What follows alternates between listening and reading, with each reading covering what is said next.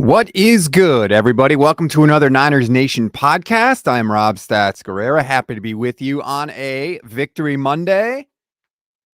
As you see the shirt there that I have generously been given by the folks over at HOMAGE. Shout out to them. They have awesome 49ers stuff. If you want your own Victory Monday t-shirt or any of the other cool apparel that they have, you can click the link right in our description in our show notes. It'll take you right to the 49ers stuff.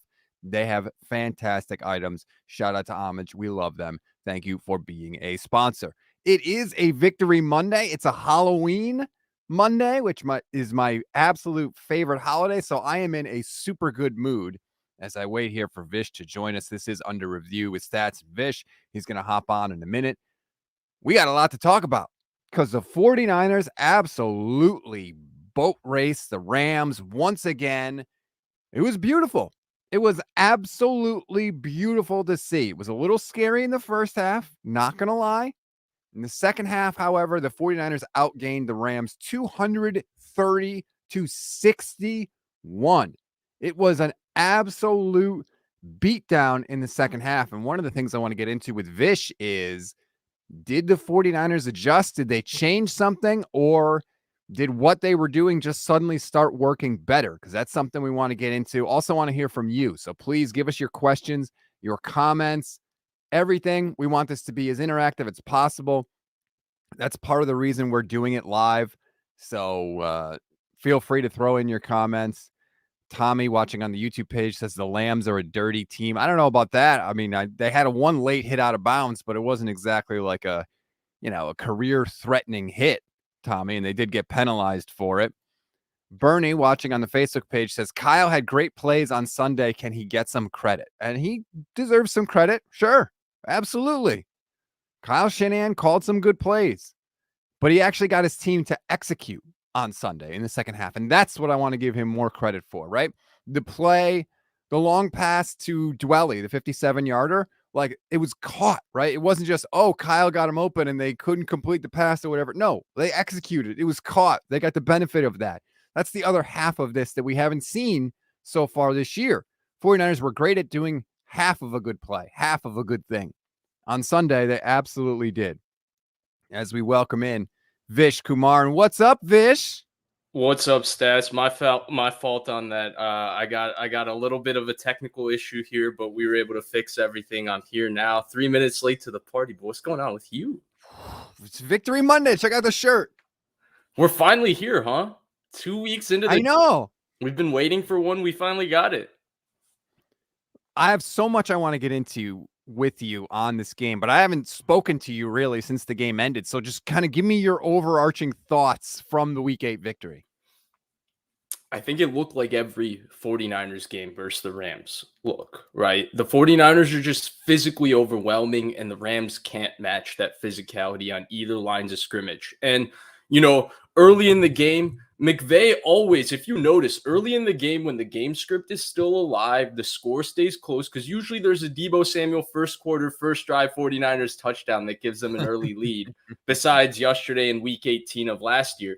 So, because of that, right?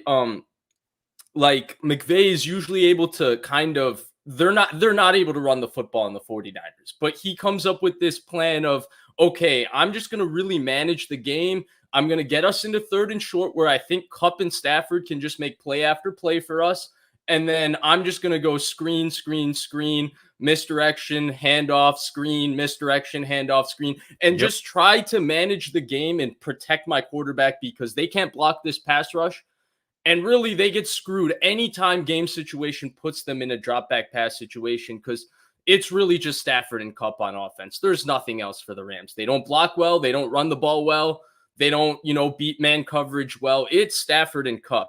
And we saw that over the course of the game. We saw the early success McVay was having when the Niners offense was not really physically overwhelming the Rams defense like they usually do. And then once the Niners offense really flipped that switch and started physically overwhelming the Rams had to go one-dimensional. The script looked just about the same. I don't think there was any key changes to the way the game looked. I thought Garoppolo played terrific, much better than he's played, in fact, in the past against the Rams. I thought he really was awesome yesterday. But besides that, Rob, I find it difficult to come here as happy as I am on a Victory Monday to say, well, the 49ers just fixed all their problems. Everything's good and dandy. Here's the run now. Because I've seen this too many times against the Rams. I think they have a formula to beat the Rams, and I think that formula works. I thought I still saw some of the mistakes that have been arising in some of these other games, and I don't think they really played a factor yesterday, which is great news. I think Christian McCaffrey looks phenomenal, which I thought before the trade itself. So I'm excited as well. But I got to see a little bit more consistency from this football team before I can give them the credit that they deserve. Because when they play like yesterday, we think they're Super Bowl. They should be in the Super Bowl conversation, and they certainly have the talent for us to talk about them that way, Rob. But we need to see a level of consistency in terms of performance before we give them that. First of all, it's not a Victory Monday, as Diego points out on the YouTube page. It's a Vish-tory Monday. Excellent by you. Tom is America watching on my Twitch page at Stats on Fire. Please feel free to subscribe. Happy Victory Monday, fellas. Keep up all the good hard work. Appreciate your efforts. This is something that I want to get into because I've wanted to dissect this with you because I feel like I've talked about this as well, right? This is what we do when the Niners play the Rams. They always look good, so we get all super pumped up. And here we go. Here come the Niners. Then they play somebody else and they don't look at it. But what did you see yesterday that's not repeatable? Because what I saw was almost a seamless transition of Christian McCaffrey working into this offense. It was exactly the way we thought it would be when they acquired him. And nothing that he did yesterday, Vish, seemed unrepeatable to me. No, right. That part of it to me is great, right? He's a great player, and I knew he would fit. Now, Rob, I think they're going to have a little bit of a difference in terms of the usage. I think it's definitely a good problem to have. But to me, the best offenses on football always have a clear-cut number one guy. And you know who that guy is. And on big downs, they know who their guy is. And there's a pecking order on how the targets get distributed. And right now, for me with the Niners, it's a little bit murky because at the beginning of the season, I thought that pecking order was clear. And they called plays like it was very clear. Deebo Samuel was going to get the ball 10 plus times in every game. And then everybody else is going to get whatever targets there are left to redistribute. That was it looked like the plan against Chicago. It looked like then Ayuk, who's certainly been emerging throughout this time, has kind of taken advantage of the opportunities he's had because Deebo had the poor game against Carolina. The Atlanta game, he was okay, but he didn't do a lot of damage until the score was really 2 touchdowns down. And then, of course, he didn't play very well against Kansas City, and he ultimately got injured. And so for me, Rob, as much of it as it's a good problem to have, right, because that means the Niners have a lot of talent, I am interested to see how this all fits together once Deebo comes back, because you didn't pay Deebo Samuel $25 million a year this offseason so that you could trade for Christian McCaffrey and have him be your workhorse and bell cow within your offense. So, and then Brandon Ayuk, right? Brandon Ayuk is a guy who's on his 3rd year, right? As much as we don't care about, we think it's all about winning for us as fans, Brandon Ayuk has a really good opportunity to make a lot of money this offseason and set himself up for a second big contract. So how do you think he would feel if Deebo Samuel comes back into this offense? Ayuk is playing great, but now they acquired Christian McCaffrey, and now Ayuk doesn't get targets. I don't say this to stir up drama, really, because I think Shanahan can figure this out, and we've never seen an issue with the 49ers where skill players are unhappy with the number of touches they get. And I think George Kittle is the one who sets that tone because he's been such a good player for so long, and he's basically phased out of this offense. Like, George Kittle is basically... he'll have 2 catches a game to remind you that he is still the best tight end in the NFL, but he won't statistically show it to you. And then the blocking, of course, is always great. But so I do think there are some question marks from that standpoint. And then the running game, right, Rob? We haven't seen them stick with the run game this consistently except against the Rams. When they play this team, they know that as long as they make them one-dimensional at some point in their game, that defensive line is going to overwhelm the Rams offensive line. They overwhelmed them last year, even with Whitworth and even with those or Austin Corbett, guys who left this offseason, and Brian Allen playing both times. So they know it's going to overwhelm them. So to me, Shanahan talked about not sticking with the run enough against Denver. Then he said it to Mark Schlereth that they weren't going to make that mistake against Atlanta because he felt like if they ran the ball versus Denver, they would have won that game. Well, he did make that mistake against Atlanta. He got completely away from the run. And then the Chiefs game was 28-23. The Chiefs game was probably the best we've seen this run game look all together the entire season. And they got, 14 carries off? So for me, like Rob, I agree with all of those points. And I think they're all like real points when we talk about this football team. But until I see some sort of consistency against any other team besides the Rams, it's always just going to be like, I know what they can be. I know how talented they are. I'm never going to disagree with any of those things. But it's time that we have to see these things translate on Sunday, because this team is capable of doing what they did yesterday every single week or every other week. And right now it feels like they do it once in a while and then they go back and they disappoint Rob. Rob rants for 2 weeks. Everybody calls Rob a hater. Then Rob's too positive on Monday. Well, it's funny because I'm getting a lot of people that are trying to come at me. At halftime of this game, I tweeted, well, it's pretty much over because Kyle Shanahan is 7-30 when losing at halftime. And then now, today, this morning, and after the game was over, people are like quote tweeting me being like, how are they now? Whoa, this didn't age well. It's like, dude, first of all, it's a tweet. It's supposed to be reacting to the moment, which is what I was doing. Second of all, that's what historically has happened under Kyle Shanahan. He was 7-30 when losing at halftime. So don't come and act like you're dunking on me now. I was just citing the fact. I'll inverse that stat for you. I posted a stat yesterday.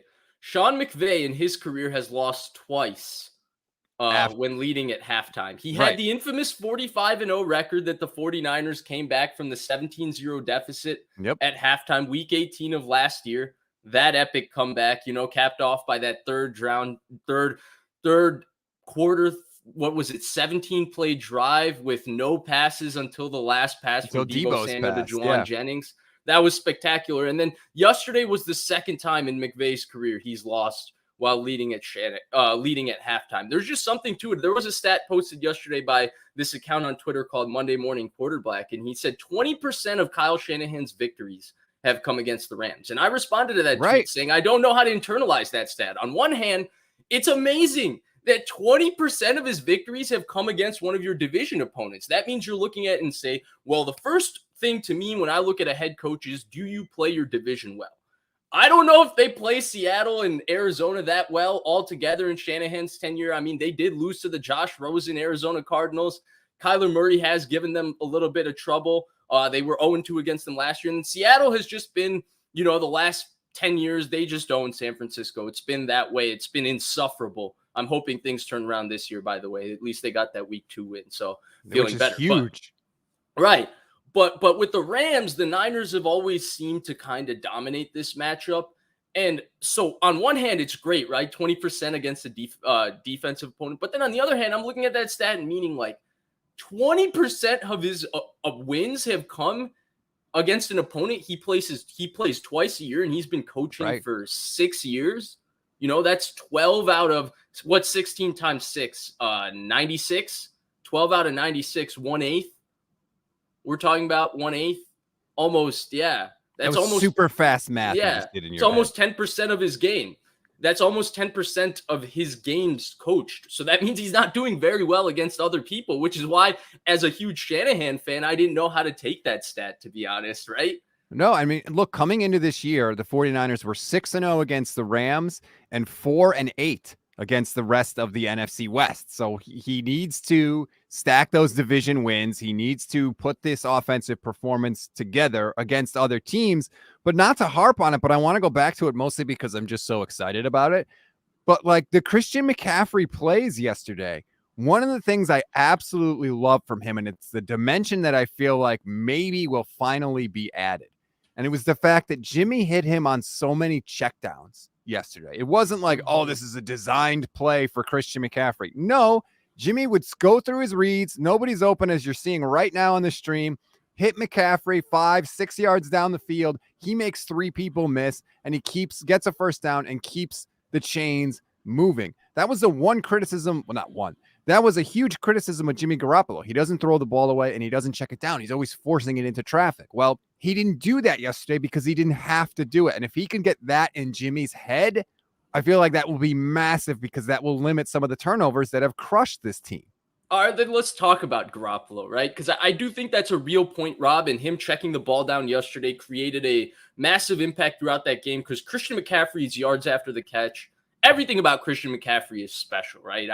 I've been banging that drum since the trade was made, so I don't need to continue because otherwise I'm just going to, sound like, how some people talk about when they're talking about certain players, like the deriding would be kind of crazy with me and Christian McCaffrey. So I'm not going to do that fully here. I think he's phenomenal.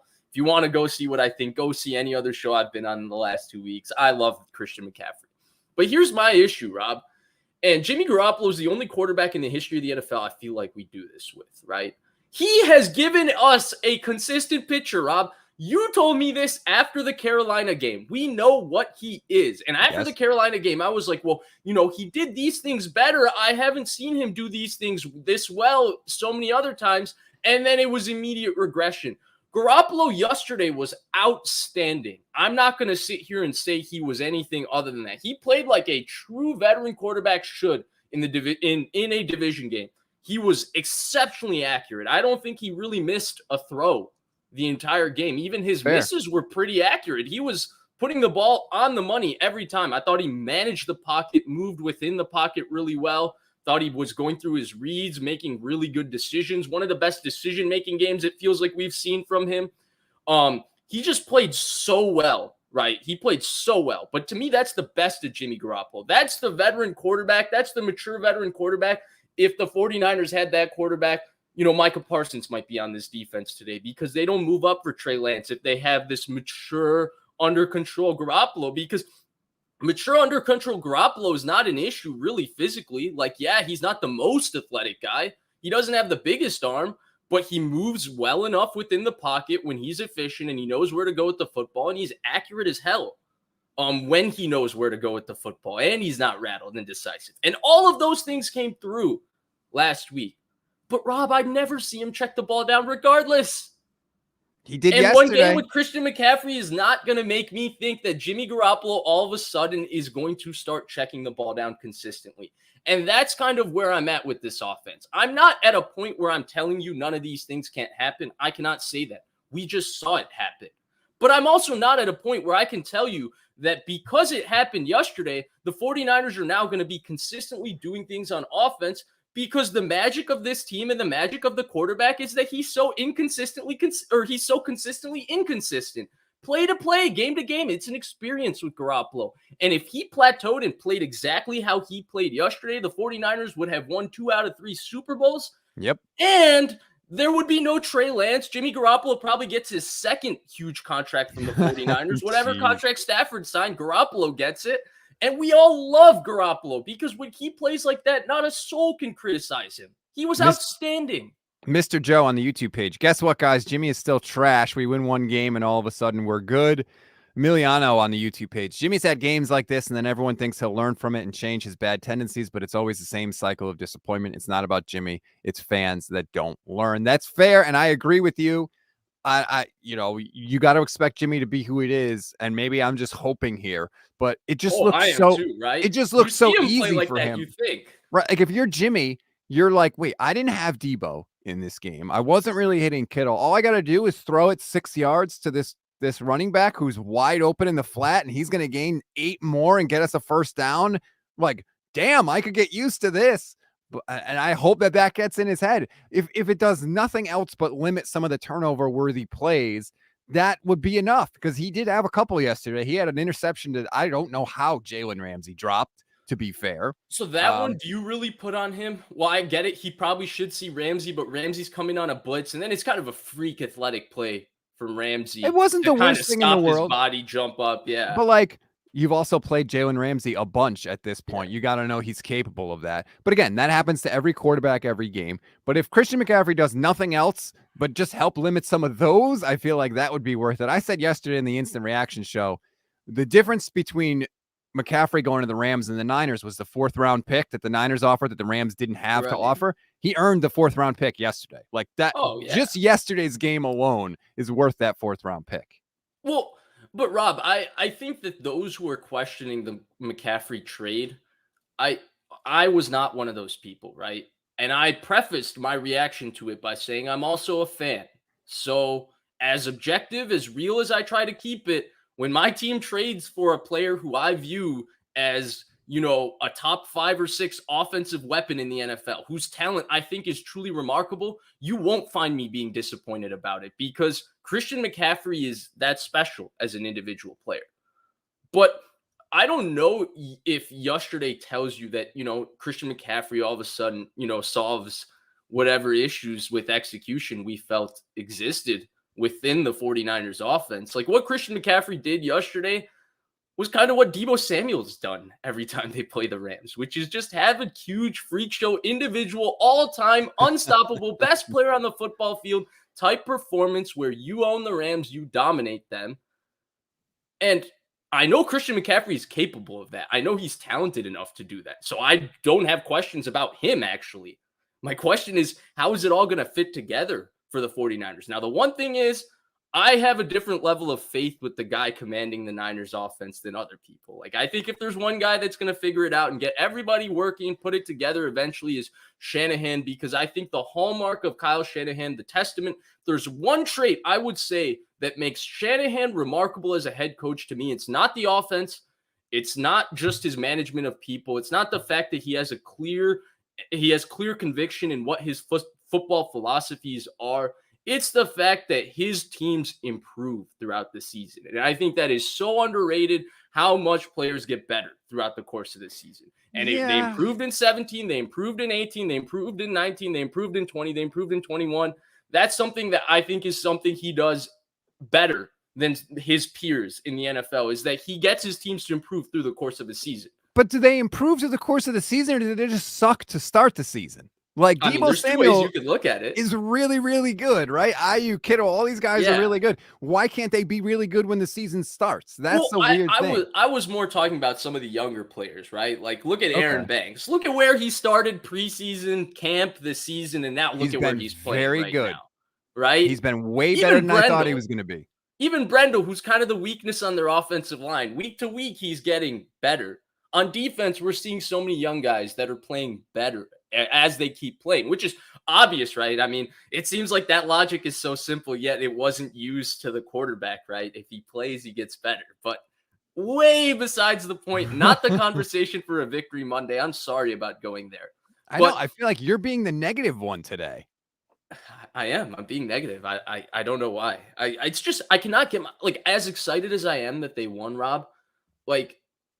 And I know Christian McCaffrey is phenomenal. I don't feel like I learned anything new about the 49ers because I've seen that exact same performance 10 times over against that exact same football team. And I know they match up well against the Rams.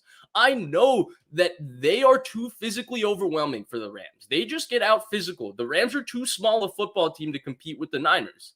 And Fred Warner, who I think has not gotten enough credit in terms of being talked about, I think this season Fred Warner has been unbelievably good in coverage. That's been kind of going under notice just because a lot of the assignments he's been taking on have been kind of putting him in positions where if he is doing a good job covering, you're kind of not going to see what he's doing because the ball is going to go away from him because of the way they've been structuring their defense a little more this year to feature Hufanga as opposed to Warner, who was kind of their featured guy in coverage the last few years. But either way, I thought he set a physical tone yesterday. And that was one thing that Dre Greenlaw has been doing this season. And I was concerned that they might miss it with him being out because there's one thing that Greenlaw brings is he's the hardest hitter on that defense. I would say probably him or Hufanga. I mean, Greenlaw certainly flies around like he's. Yeah, Greenlaw. I feel like, yeah. And so either way, I thought they would miss that. And I thought Warner brought that. And so I know that they can out physical the Rams. I know they can beat the Rams playing the exact way they played yesterday.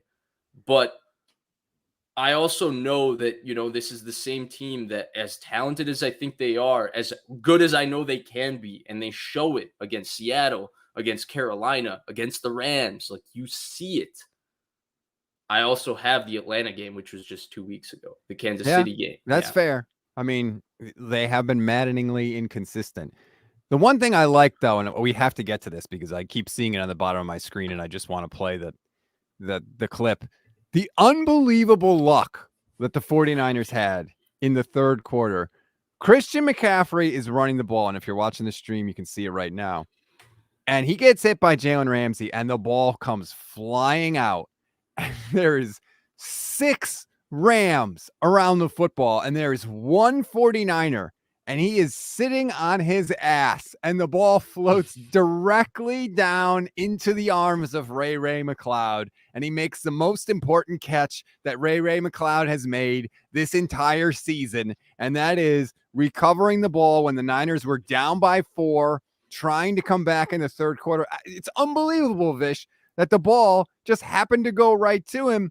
But here's the thing, is that the 49ers took advantage of that, right? Like, it's okay for good things to happen to the Niners. It's okay for them to get a little bit lucky sometimes. That doesn't invalidate what happened, because it wasn't a given that they would score after that. Yet they took the ball right down the field and they stuck it in the end zone. Yeah, to me, before that moment, it felt like a team that was kind of like they expected to come in and do what they did in the second half against the Rams from the beginning. And they were a little bit stunned with how that game was kind of going.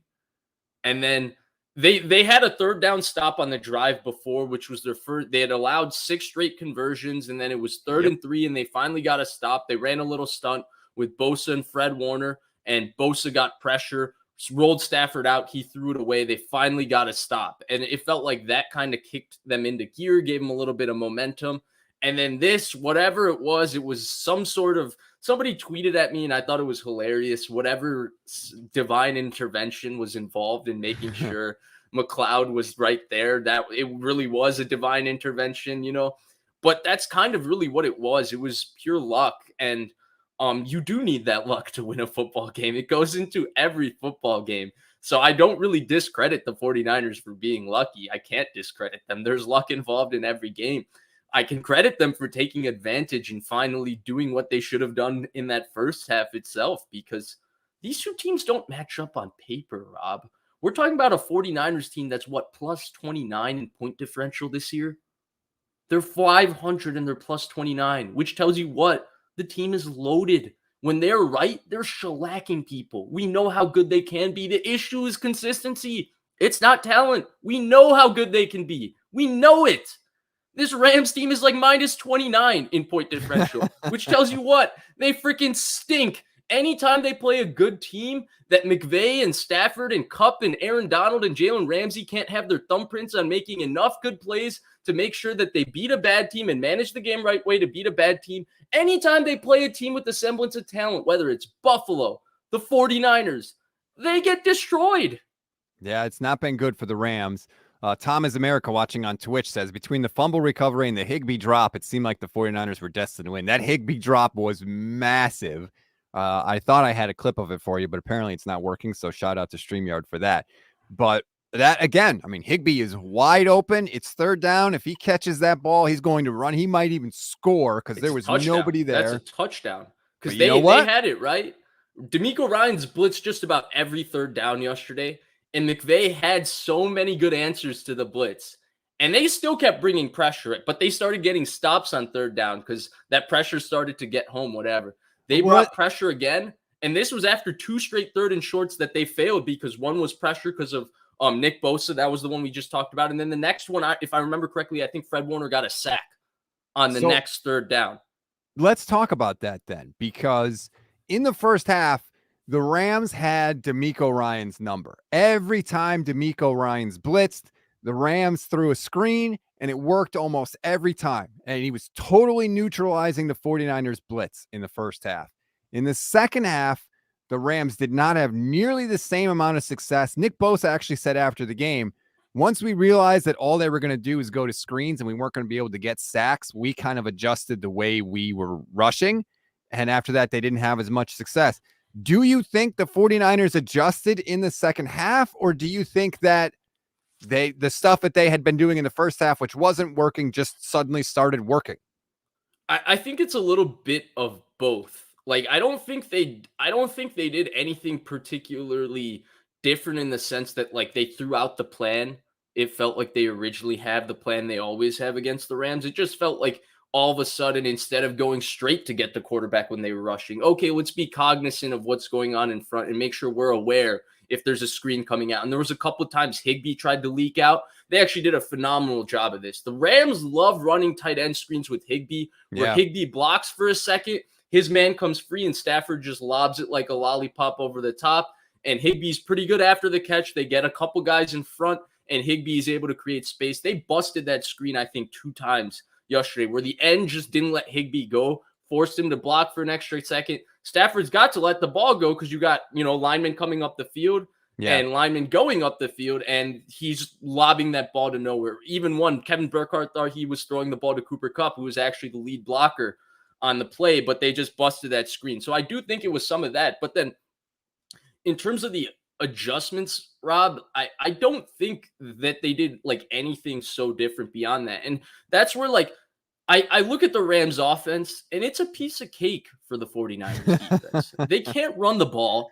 Yeah. They have one guy they can really scheme open. They have one guy who's really capable of getting open. Allen Robinson had a couple of plays yesterday, but I mean, it was hard watching them trying to throw a goal line fade 3 times to him inside the 5-yard line. Right. But it showed you what McVay thought of his offense. He said, I can't run the ball. I can't drop my quarterback back because we can't block them. I have to just keep hoping they blitz, keep hoping my defense keeps the lead, keep hoping we can force a couple of turnovers. We force Garoppolo to make a couple of mistakes, and I can stay 7 points ahead and just manage this game. Screen, get a field goal. Screen. Stafford makes a couple plays on 3rd down. We get a touchdown on that drive. But that's really what the game plan was. I tweeted at the beginning of the game, I don't expect what the Rams are doing on offense to continue. It's also not the kind of quarterback Stafford is, which is kind of the problem with their team right now, right? Stafford is this streaky quarterback. When he gets hot and he starts going in the drop back pass game, he's seeing it. He's throwing it like one of the best quarterbacks in the NFL. And he had a phase in that second quarter where Stafford was just gunning it, and he was just making people miss in the pocket. He was making it look easy. He was making some big time throws. But the one drawback with Stafford, the one thing I would say that's always kept him from being a tier 1 quarterback and always fitting into the tier 2 guys that we say are franchise caliber quarterbacks, you would pay them a lot of money, but we're not going to put him in the conversation with Brady, Breeze, Manning, those Rodgers, those type of guys, is that he also gets cold and his accuracy can sometimes lose. He can lose his accuracy and he can make a couple of mistakes. And so you have to deal with the hot and cold. And there was no way he was going to matriculate the ball 17-play drives multiple times to score. The big thing was the 49ers offense had to be able to score points to me. And once the 49ers offense started scoring points, this game was over. But the 49ers did adjust in one way, Vish, and it's something that they have never been able to do. Do you know how many passes Cooper Kupp caught in the second half of this game? How many? 1. And it came on the last possession when he got hurt at the end of the game. That was the only pass that Cooper Kupp caught in the second half. And Cooper Kupp has owned the 49ers in their matchup and owned them in the first half. The Kupp had 7 catches for 73 yards and a touchdown in the first half of the game. In the second half, he didn't do anything. He was gone. Now, maybe some of that was the Rams not calling good plays or whatever, but something changed at halftime because they stopped him, and they never do that. Yeah, I don't know. They always put a lot of bodies towards Kupp, but the difficult thing to stopping Kupp, and it's kind of like stopping Debo, is that a lot of the ways the Rams get in the ball is kind of within flow of their offense. So you can't really, put 2 guys on him if he's going to motion 3 different times and then they're going to throw a screen to him. It's very hard to, have 2 guys on him.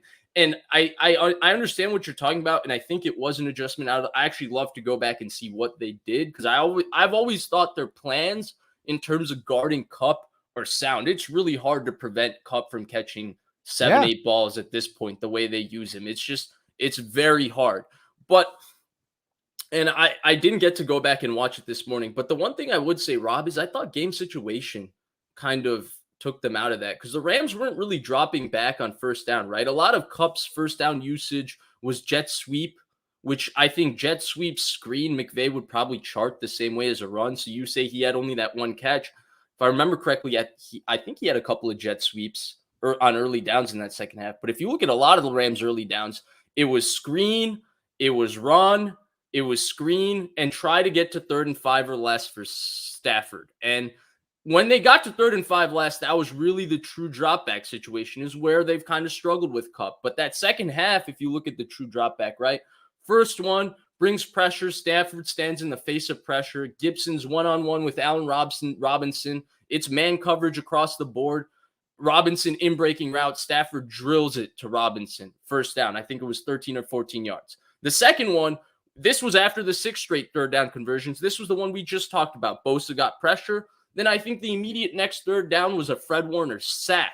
And I think by that time, the Niners were already up 2 scores in the game. And once they were up 2 scores, if they were up a score, once McVay had to actually drop Stafford back, he put up the white flag. He didn't even try. That's what Bosa said after the game.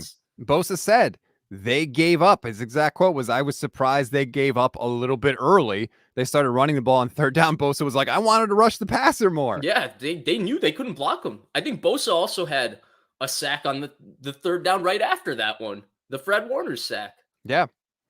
By the way, I feel so good for myself, just aside. Bosa's over-under on sacks for the year was like 11 and a half, something like that. Did you take the over? Of course I took the over. Yeah. He's got 8 already, and he missed 2 games, basically. Sorry. I know nobody cares. It's so funny to me how much he improves. Like, usually, and I give this excuse for players all the time, when they're hurt in an offseason, they don't improve. There was one weakness of Nick Bosa after his rookie year. It was just finishing plays, right? He really struggled to corral the quarterback once he got pressure. He was the pressure king. And to Nick Bosa's, in his career before the season last year, he, for such a great player, right? A guy who was a 5-star recruit out of high school, superstar at Ohio State. His first NFL season is one of the great seasons for a rush end in the history of the NFL. His playoff run is magical. He had one of the great Super Bowl performances by a D lineman we have ever seen. He had never had more than 10 sacks. He had never had 10 sacks in a season in his career. He didn't do it at Ohio State. He didn't do it with the Niners. He gets hurt one year, goes back, comes off rehabbing his ACL. He's even better, and this weakness is totally gone. Yeah, he's absurd. He's just an absolute machine. All right, let's get into this, because I saw a lot of this last night, and I tried to talk people down. As much as I try to be all positive on Sunday after a win, I did see a lot of tweets like this. This comes from Tony Montana on the YouTube page. When you look at the rest of the schedule, there's no reason why we can't win every game, period. And that may be true. There's no reason why they can't, but will they? No. So the question I'll put to you is, how many do you think they will win the rest of the season? Let me pull up the schedule real quick. I want to do this the right way. And the one thing I want to say to that comment, and I hate to be this person, because typically I usually enjoy just, letting you say these type of things and then me kind of agree with you, but just sit here and listen and read the comments while people say, "Stats, you're so negative. Stats, you're such a hater, blah, blah, blah." But when I look at the 49ers schedule on paper, and when I think of what caliber of talent I think they have, how good their team I think it can be, how good I think their coach is, and I look on paper, I don't see any reason why they're 4-4 today. To me, it looks like a 7-1 team. If I just looked at the schedule, looked at the team, looked at the roster, Kansas City is really the only team I would have picked. Actually, I think Kansas City is the only game I picked this year for the 49ers to lose. Every other game I've said they're going to win. They're going to win. They're going to win. They're going to win. It's because that's how highly I think of them. That's also how lowly I've thought of their opponents thus far, besides Kansas City. And guess what, Rob? They're right down the middle in through 8 games. They're 4-4. So I agree, right? Like, there's no reason on paper to doubt the 49ers, right? Sunday night, but there was no reason they should have lost 4 games too. Yeah. Exactly. That would be my only point, right? Because even if you look at this game against the Chargers, and I do this before every 49ers game, I can tell you right now, I know it's 2 weeks from now. I know we're talking about the 49ers off of one of their best performances of the season. So they're at their highest high for us right now. I don't think there's any way in hell the Chargers, with their antiquated offense, is going to have – the Niners defense is going to be all over their offense. They're going to get pressure on Herbert. No Rashawn Slater is going to be it's going to be the biggest. They're going to feel that loss the biggest they've ever felt it this weekend, because the Niners pass rush is going to be as healthy and hungry as ever. But here's the problem. I also look at the Chargers defense, and I think the Niners offense, 26 run defense, so many issues stopping the run, how Christian McCaffrey looked, and I thought Jeff Wilson has looked pretty good the entire season, and I thought the way they used him yesterday was great. Yes, that's how in he should be comparison to used. Christian McCaffrey, and I thought he was a big contributor yesterday. But anyway, Rob, I say all of this to say that I think the Niners shouldn't just beat the Chargers next week. I look at this matchup on paper, and I think, 2 touchdowns. This should be comfortable. This should be like the Niners should show that there is a difference between them and the Chargers, because I think there is a difference. But to me, Rob, they've not shown that this entire football season.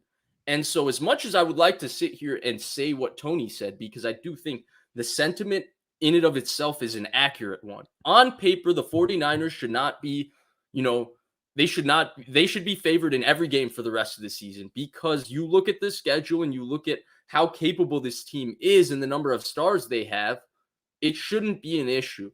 But right now they're 4-4. They're batting right down the middle. And so it's very hard for me to say that paper means anything, because I would have them at 7-1 on paper right now. They can beat anybody and they can lose to anybody. It's a weird phenomenon, but the only team that stops the 49ers is the 49ers, whether it's Jimmy Garoppolo throwing turnovers, whether it's Kyle Shanahan not going for it and being aggressive enough on 4th down, whatever the case may be. I feel like they are the only team that stops them, which is a really weird thing to say. So it's hard to look at the rest of the schedule and say, well, that's a win, that's a loss, yada, yada, yada. We don't know. I do get a little nervous. Look, Justin Herbert is a mutant, okay? He's not on this planet. And anytime you're playing that kind of quarterback, they can go God mode, and we just don't have that kind of quarterback. Now, luckily, we have a lot of other pieces that the quarterback doesn't always have to. But, yeah, I do get a little bit nervous when we're facing the better quarterback. I wouldn't even say, Rob, it's about doing the alien things Herbert does. It's about just not making mistakes, right? In a crucial game, when you're playing a team that you're better than, mistakes are why you lose the game. And the fact that you can't rely upon, again, I cannot reiterate this enough. He was outstanding yesterday. If he played the way he played yesterday, the Niners would be 7-1. And it wasn't that he did anything particularly great. It was just the efficiency he operated with. That's totally fair. Jimmy had a good game. 21-25, 235 yards. 2 touchdowns, one of his best games as a 49er. I think that's pretty fair to say. And like we said, they looked good yesterday. And you know what else was really good? And I was stunned at this, was the Kyle Shanahan quote, how he started his post-game press conference right after the game. No injuries to report. That it's the first game all year where they didn't lose a starter. The first game is week 8. It's absurd. Now, I want to throw this caveat out there. Kyle Shanahan has not had his Monday conference call yet. We always learn more about the injuries on the conference call. Don't forget, Deebo Samuel wasn't hurt until that Monday conference call last week, and he ended up not playing. So we have to wait. Kyle right now is scheduled to speak at 3:30 p.m. Eastern Pacific time, although they usually end up moving that. But so we'll see. But if that could be massive going into a week off, no additional injuries, Vish, that could be honestly a game changer for the Niners. Yeah, it should be, right? It should be. It should be, Rob. And this team is only going to get better as they get healthier. To me, they still very much miss Eric Armstead. Yes. I don't know why people don't want to talk about Eric Armstead, but they miss Eric Armstead.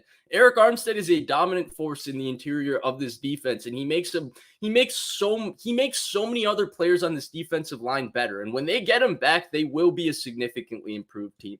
To me, they miss Javon Kinlaw too. And I know Javon Kinlaw is a guy that gets scrutinized a lot, but here's 2 things I've always said Javon Kinlaw does really well. One, his size, Rob, it's huge. It's impactful. This is the NFL. Look, a lot of people like romanticizing David versus Goliath narratives, and they like this David versus Goliath story. That's why, right, people like to romanticize Tom Brady, even though Tom Brady was drafted out of high school in the MLB.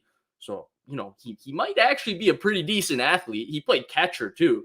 So the guy's got a pretty good arm, but people like romanticizing this unathletic, ugly 40 time because they love the David versus Goliath story. I'm not like that. I like Goliath.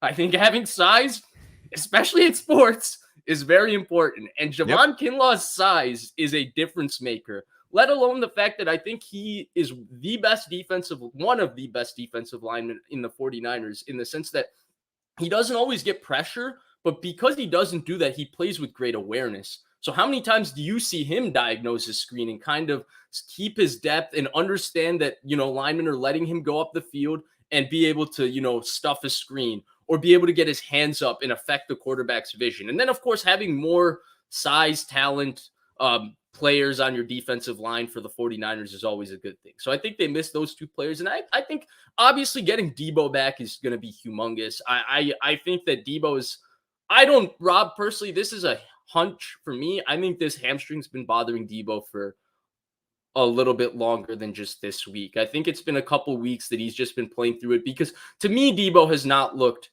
like Debo the last couple weeks. And I've been saying I don't know what the reason why is. And now I suspect it might be that hamstring. So getting him fully healthy, geared up will obviously make a huge impact. And then Mitchell, I think that's the other guy, Rob, that's going to make a big impact because if there's one thing you can say about Christian McCaffrey, and I don't think you could have said it 2 years ago, but I think I would say it today, is as quick as he is, as agile as he is, as strong as he is, as good as he is at everything, he maybe just doesn't have the game-breaking, game-changing speed anymore to go 60. He might go 40, but he doesn't go 60. Elijah Mitchell has that. And that's the one thing this offense is kind of missing right now. It's supposed to be Debo, but obviously Debo's been banged up and not been providing the same level of just instant explosion, instant big play opportunities. And that's the one thing I think that they miss with Elijah Mitchell, and they're going to get it back. And I'm excited to see him in just a role like that off of a great player like Christian McCaffrey. Well, that's the really interesting thing. And then we haven't really talked about that, right? We've talked about what does CMC look like when Debo comes back. When Mitchell comes back, then it's like, wait a minute, because you have McCaffrey, who is obviously going to be the third down back, but you've got him on all passing downs. And then you bring in Elijah Mitchell, who's the only real knock on Elijah Mitchell is that he hasn't been able to stay healthy out there. Right. If you lighten the load on him and you can get some of those explosive plays, almost like kind of like I don't want to say thunder and lightning situation because it's not totally accurate, but a situation where you've got this two-headed monster in the ground game, that is going to be a tremendous advantage. And Guy Haberman brought this up, and I kind of agree with him. You look at the players in the 49ers offense, George Kittle, 5th-round pick, Debo, 2nd-round pick, Elijah Mitchell obviously was a late-round pick, Brandon Ayuk was a 1st-round pick, but McCaffrey's really like the first like blue chip guy that they have had in the Kyle Shanahan era. And so when you see what he did with him, it's like, oh, that's what he can do. In terms of just skill positions, right? Yes. That's what I mean. Because I would argue the first blue chip guy they brought into this offense was Trent Williams, right? Right. Superstar in high school, 5-star recruit, 100%. Superstar at Oklahoma. Yeah. Okay. But like you get a really good, it's what makes the Chiefs so good, right? They've got really good players like Patrick Mahomes, Tyreek Hill, with really good play caller and Andy Reid. And stunner, they're amazing. Well, guess what? Now we're seeing what the 49ers can do. And then you throw in a guy like Elijah Mitchell, who all of a sudden, is incredible as the second running back, as the change of pace running back. Now you really got kind of like it's almost like a baseball lineup. Like it's a longer lineup. There's less like automatic outs. There's more people that you have to deal with. Yeah. I don't think it's like in Ahmad Bradshaw, Derek Ward. Do you remember that trio of running backs? Derek Ward, Brandon Jacobs, and Ahmad Bradshaw after they won the Super Bowl in 2007 and 2008, that 3-headed monster. I don't think it's going to be that where each person brings a different element to the run game. I think it's going to be Dalvin Cook, Alexander Madison, where you have two really good backs all around. One's a super duper star, and one would start for half the teams in the league. But just guess what? You're lucky that you have Dalvin Cook and Alexander Madison. So now your run game doesn't drop off no matter how many times you run the ball in the game. That's how I think it'll be. Jason Mears on the YouTube page says Elijah Mitchell still needs to get more interior carries, preserve C-Mac's legs, less interior carries. Here's the thing about McCaffrey, though, and I think it's why Shanahan likes him. He can run between the tackles. There was a couple plays. I think Brian Baldinger had a really cool breakdown of like, yeah, there's a big hole, but you know what? McCaffrey runs right through the arm tackle of the middle linebacker. Like, I think that's why Kyle likes him. I actually disagree with this point, funnily enough. I don't think interior carries, it's not just to me all about bodies with how a running back runs. And this is coming from someone because my entire lifetime was growing up watching Frank Gore, who 2 ACL injuries didn't make him explosive enough to just outflank people and run wide zone, right? He ran in between the tackles. And to me, the hallmark of Frank Gore was that he was impossible to hit.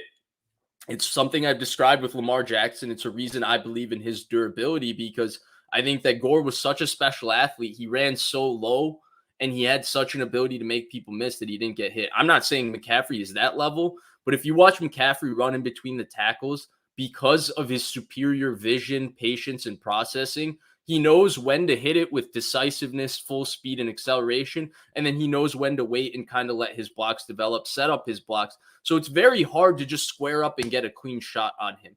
Mitchell, on the other hand, and I think this is why Mitchell has dealt with so much lower injury contact throughout his career. He reminds me of Tevin Coleman, very upright runner who's going to hit it really hard and with full speed no matter what. And I think that's what Shanahan loves about him, because when you do block it right, because of how hard he hits it, you have a chance to score every time he hits it. But that also leads to, when there's nothing, Mitchell takes some massive hits. And he runs upright, basically. So he takes a lot of massive hits on his lower body. I thought that's where he lost some explosion and juice a lot when he played as a rookie, but he's so tough. He competed through the injuries and battled it out, right? And then this year, he looked as explosive as we've ever seen him, and then he got hurt. So to me, actually, I think that more so than McCaffrey, they're preserving Mitchell, because I don't think Mitchell's run style and the way he runs is conducive to lasting. I mean, McCaffrey, the durability question to me with McCaffrey is tied solely to the fact that he plays the running back position. And we have decided once a running back gets their first injury, that means they're just going to get hurt all the time, because McCaffrey's durability actually and his durability history, it's pretty amazing. Like, he's played 4 years of 17 games at running back, right? He played college fully. Right, but the problem was he played every game his first 3 years, and then his next 3 years, he only played 16 games combined. So people were like, he played every game, he got a ton of touches, and now they've worn him out. I don't think it was like, oh, he's injury prone. I think it's like maybe the Panthers just used him up. But I think we saw clearly he's maybe not 100% of what he was, because I agree the top end speed I think is gone. He only ran, he ran like a 4.5 something, I think, coming out of Stanford. Yeah. But then his first couple years, he was like the play that he got tackled at the 1 and then scored at the 1. Yeah. First year Christian McCaffrey, second year scores. Christian McCaffrey scores. Yeah. Yep. Yeah. But you know what? Like, if that's what he's lost, that's okay. Like, we can deal with that. There's still plenty left in the tank. So it was just so nice yesterday. And I agree with you. I said it before the game started. We have to see this against somebody else. We have to see it against somebody else. So we're going to find out in 2 weeks against the Chargers. Is this the 49ers are getting better? They're going to make a run. They certainly think it is. If you listen to them after the game, Fred Warner said it in the huddle in the locker room after the game. Like, time to go, guys. Like, time to go on our run. So they fully expect it. One thing I thought was really interesting, D'Amico Ryans told the Fox broadcast team that the defense lost their swagger the last 2 weeks and that they needed to get it back this week. And I think they did, but I thought that was interesting because they are never short on swagger. So they were kind of staggered a little bit the last 2 weeks. If they've gotten that back now going forward and they're going to get healthy like you talked about, then maybe we are at the beginning of this run. If they show it against the Chargers, will you believe then? Oh, I mean, I believe, right? I believe in this team being capable of putting together these performances. That's why I think they should be 7-1 today. I don't believe in this team's consistency. And to me, again, if they showed against the Chargers, I'll be closer to believing. What will it take? When will you be like, all right, I'm convinced that they've turned over a new It doesn't leaf? even have to be that they win the next 5 games, but if I see a level of consistency over the next 5 games in terms of the play, in terms of what's going on. Not a consistency in terms of we're going to make 8 more mistakes than the other team, so we're ultimately going to make sure the other team stays in the game and then they somehow beat us. I'm talking about consistency in the sense that we play good, clean, physical football that's philosophically aligned with how we want to play. To me, the results are a little bit more moot because I can look at the football team and know if they're playing well or not, if that makes sense, right? Like if we still look at the record today, they're only 4-4, Rob. There's like 4 teams in the NFC with a better record, and we still look at them today, and we're moving the 49ers to the top of the list next to Philadelphia. That would be, oh man, Philly looks freaking good, man. I'll say this. I wanted to ask you this, Rob, though. Oh, all right. Go ahead first about Philadelphia. Well, no, I was gonna say I'll start to buy in. Like that Arizona game to me is interesting because Arizona is not a good team. They clearly have issues with their coach and with their quarterback, but they always give the 49ers problems. So if they went into that Arizona game, I know it's in Mexico, whatever, beat the brakes off the Cardinals, then I'll be like, all right, maybe this is sort of a new era for this team, at least in this season, a new chapter, so to speak. So that's to me when I would start to believe. I mean, and Arizona is kind of a troubling team, actually, if you look at the matchup for the Niners, because Arizona's offense and culture and everything is an absolute mess, but their defense has quietly been playing better and better as the season has worn on this year. And I would actually venture to say they have a pretty good defense at this point. And the one thing Arizona's always done defensively, besides the one time they played actually on Halloween, this day feels great, baby, 3 years ago, when they played Jimmy Garoppolo, I would consider Garoppolo's best performance as a 49er. That was kind of the moment in 2019 when I think all of us felt like this team could win the Super Bowl, because that was the first game in 2019 where Garoppolo truly played like a quarterback that wasn't getting just simply carried by his team, which was kind of the case up to that point. And besides that, they've found ways to turn him over. And I think that's the one thing that still remains my question mark with the Niners, because like today we're talking about the Niners beating the Rams, but we're also, talking about them giving opportunities to turn the football over and not turning the football over in those opportunities. And so because I guess my consistency, maybe it revolves around Garoppolo. I don't know if it does.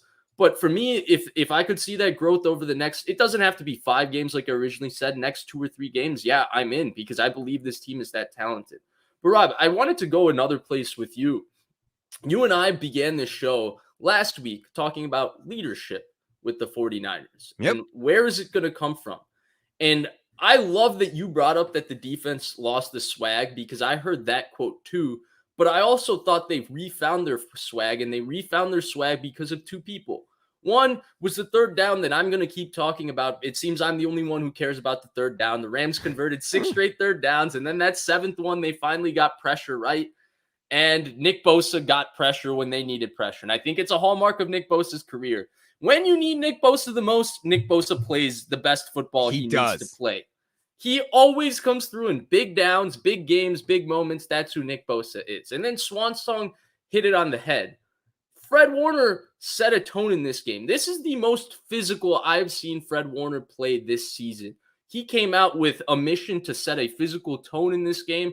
He played outstanding, right? The 12 tackles, the sack, the pass defense, the 2 tackles for a loss, all of the 2 quarterback hits, the 1 tackle for a loss, all of it, right?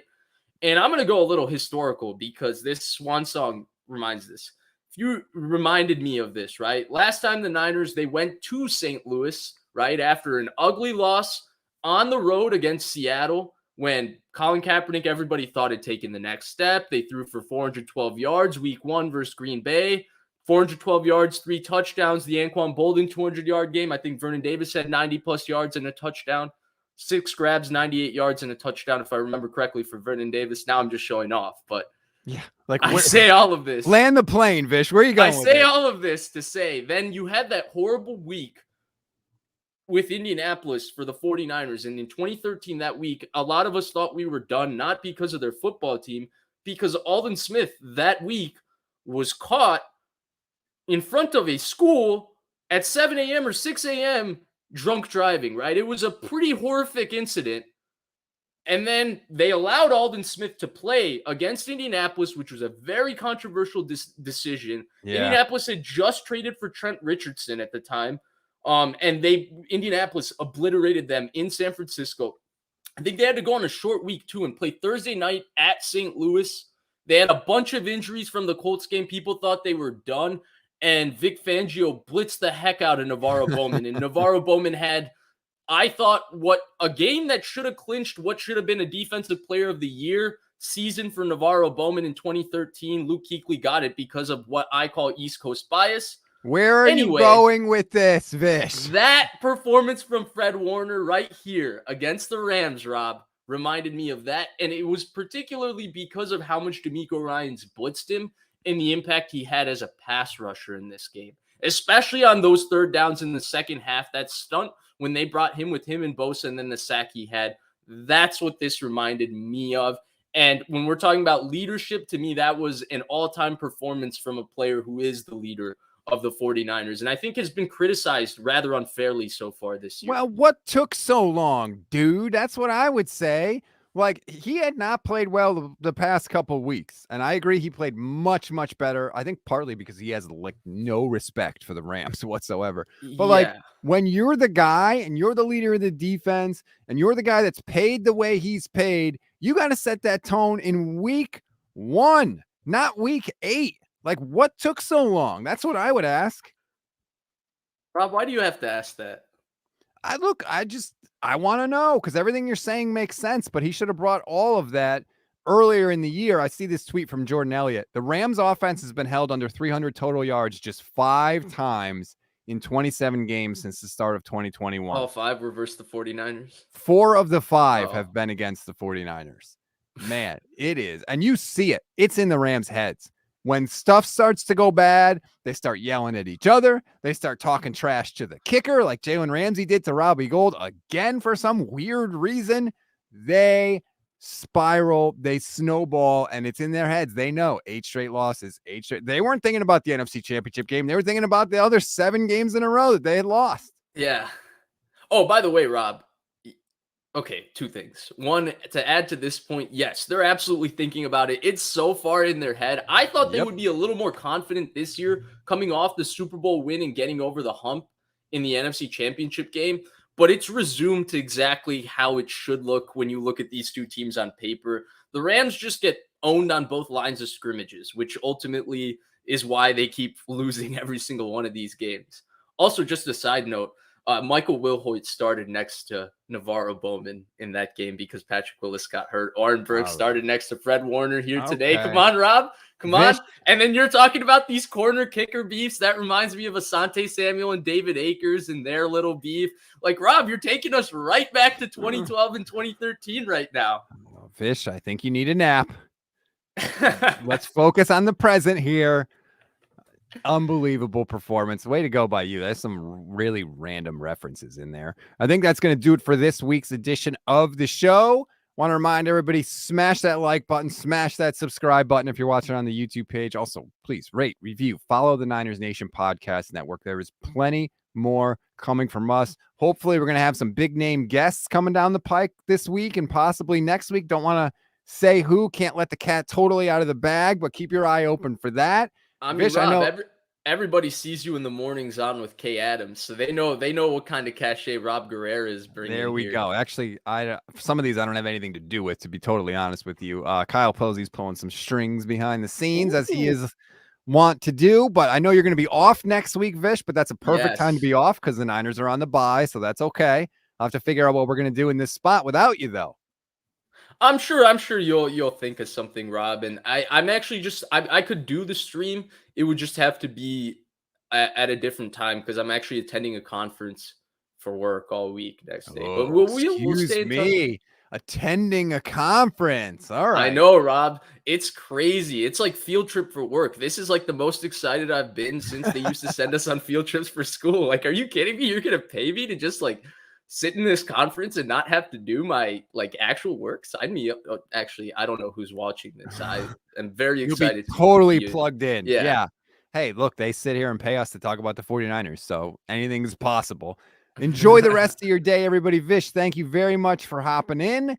Enjoy the time off. There's nothing like a win going into the bye week. Show off the shirt. All right, Victory Monday, baby. There you go. Homage. Shout out to Homage again. If you want to pick up some awesome swag, there's a link right in the description on YouTube or in the show notes in the podcast. You click it, it'll take you right there. They have the best 49ers swag out there. Vish, I'll talk to you next week.